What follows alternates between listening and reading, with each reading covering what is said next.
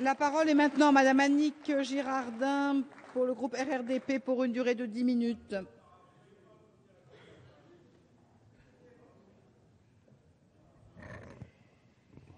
Madame la Présidente, Monsieur le Ministre, Monsieur le rapporteur général, mes chers collègues, cette année, le traditionnel marathon budgétaire est particulièrement intense. Année de transition politique oblige. Collectif budgétaire en juillet, nombreux débats budgétaires, TSCG, puis la loi organique, loi de finances et loi de programmation. Désormais, tous ces textes vont redynamiser le paysage fiscal et budgétaire du pays vers plus de justice fiscale et de sérieux budgétaire. Le projet de loi de finances que nous examinons ne laisse personne indifférent, tant la rupture avec la politique menée par les gouvernements précédents est réelle. Depuis hier, j'ai pu constater l'intensité de nos premiers échanges. L'augmentation des recettes fiscales cristallise les débats et les discussions depuis plusieurs semaines et se retrouve au cœur de toutes les interventions.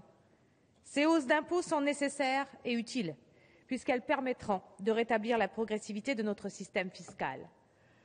Progressivité à laquelle les radicaux, vous le savez, Monsieur le Ministre, sont très attachés. Le rapport budgétaire pointe parfaitement cette dégressivité de notre système fiscal devenue très préoccupante.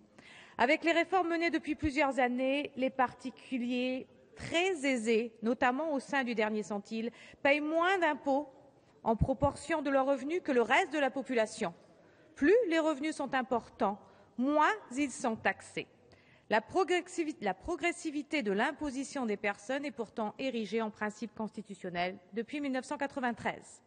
Pour les radicaux de gauche, la progressivité de notre système fiscal est le fondement même de la justice fiscale.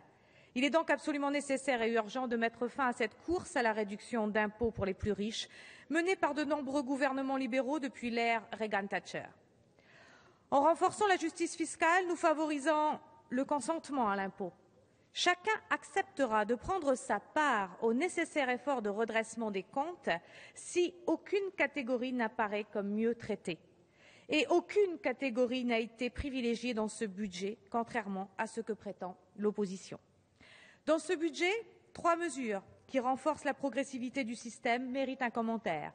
La première est la taxe au taux marginal de 75% sur les revenus dépassant 1 million d'euros par an, qui concernera évidemment les très riches. Cette taxe est avant tout un symbole pour combattre ce que certains économistes appellent le triomphe de la cupidité. Les plus aisés doivent davantage contribuer à la solidarité nationale, d'autant plus que la France leur a permis de devenir immensément riche. Cette taxe temporaire n'a rien de confiscatoire, car elle ne s'applique que sur les revenus supérieurs à 1 million d'euros et n'empêchera pas ceux qui la payent de vivre très convenablement.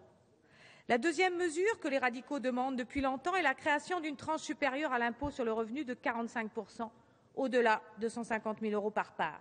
Cette mesure est une traduction de la solidarité nationale qui implique une justice fiscale.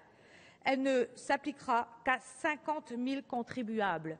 Autant dire qu'elle est loin de concerner les classes moyennes, si âprement défendues par nos collègues de droite. La troisième mesure est le retour du barème de l'ISF en vigueur avant l'allègement de 2 milliards d'euros voté en 2011. Cette mesure est nécessaire, mais je m'interroge toujours sur le seuil d'entrée. Il est passé de 800 000 euros à 1,3 million d'euros en 2011. Mais pourquoi est-il maintenu à 1,3 million d'euros? Avec ces nouvelles dispositions adoptées, où on voit de lettres, il serait utile que le gouvernement nous transmette des projections sur le rétablissement de la progressivité du système fiscal. Qu'en sera-t-il notamment au sein du dernier centile? Qu'en sera-t-il dès lors que la taxe temporaire sur les revenus supérieurs à 1 million d'euros n'existera plus? En privilégiant l'imposition directe à la taxation indirecte, en dégageant 30 milliards d'euros dans 20 milliards de recettes nouvelles, c'est le rétablissement de nos finances publiques qui est en cours, c'est le redressement de la France. Côté dépenses publiques, l'effort de redressement est de 10 milliards d'euros. En commission des finances, j'ai déjà fait part de mes inquiétudes sur le fait de ponctionner 10 milliards d'euros sur l'économie. Alors que la croissance ralentit, qu'une croissance quasiment nulle se profile pour 2013, décider de réduire la dépense publique est risqué.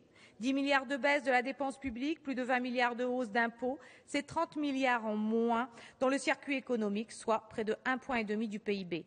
Dans une logique keynésienne de relance contracyclique, lorsque la croissance n'est pas au rendez-vous, il faut la stimuler via une hausse des dépenses publiques. Mais dans le même temps, Monsieur le Ministre, il est impératif de respecter un objectif, celui de limiter le 3% de déficit en 2013. C'est un véritable dilemme. La croissance est nécessaire à la réduction du déficit, mais relancer la croissance via la dépense publique creuse notre déficit. L'équation doit être subtile. 2 raisons me poussent cependant à être optimiste. La première est que ce redressement budgétaire rassurera les marchés financiers sur la volonté du gouvernement de rétablir l'équilibre budgétaire. Le coût de financement de notre dette sera donc moindre, ce qui rendra d'autant plus facile le respect du critère de 3% de déficit. Grâce à ce sérieux budgétaire, la France devrait échapper à un cercle vicieux, renchérissement du financement de la dette, accroissement du déficit budgétaire, comme nombre de pays européens actuellement.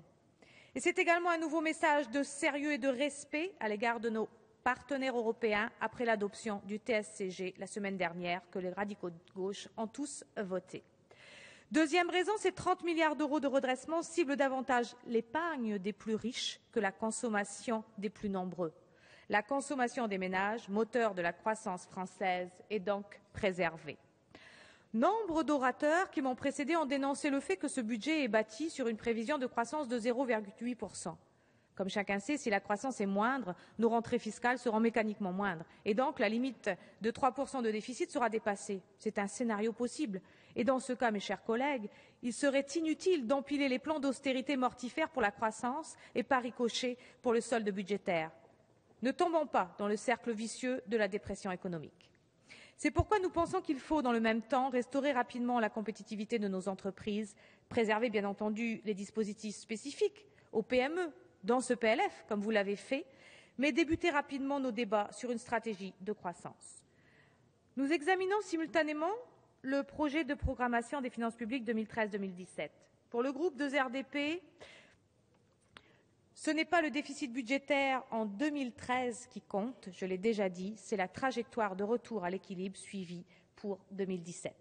Le TSCG et la loi organique qui l'accompagne donnent la possibilité, en cas de circonstances économiques inhabituelles, de s'écarter provisoirement de notre objectif de moyen terme. Si cela devait être le cas en 2013, cela ne remettra absolument pas en cause la trajectoire de retour à l'équilibre pour 2017, puisque les mesures structurelles pour y parvenir auront été adoptées. Mais restons optimistes et gardons le cap que vient de se tracer le gouvernement. Alors même si les efforts demandés en 2013 seront importants, ce budget est un passage obligé pour établir l'équilibre de nos finances publiques. Éponger les 600 milliards de dettes supplémentaires créées entre 2007 et 2012 est nécessaire pour se tourner vers l'avenir avec espoir. Puisqu'il est rigoureux, ce budget redonnera une capacité d'action à long terme et permettra demain de soutenir les secteurs d'avenir et l'excellence de nos filières. Contrairement à ce que certains laissent entendre, ce budget est donc résolument optimiste. Il trace une feuille de route pour les 5 années à venir vers plus de croissance, de développement économique et de réindustrialisation. C'est un point de départ ambitieux, certes, mais un point de départ pour relever les grands défis qui nous attendent tous, chers amis, qui attendent la France tout entière. Le groupe de RDP, Monsieur le Ministre, votera pour cette loi de finances pour 2013, projet courageux, juste et équilibré face à l'état des finances laissé par nos prédécesseurs. Notre groupe votera également la loi de programmation 2013-2017. Merci de votre attention.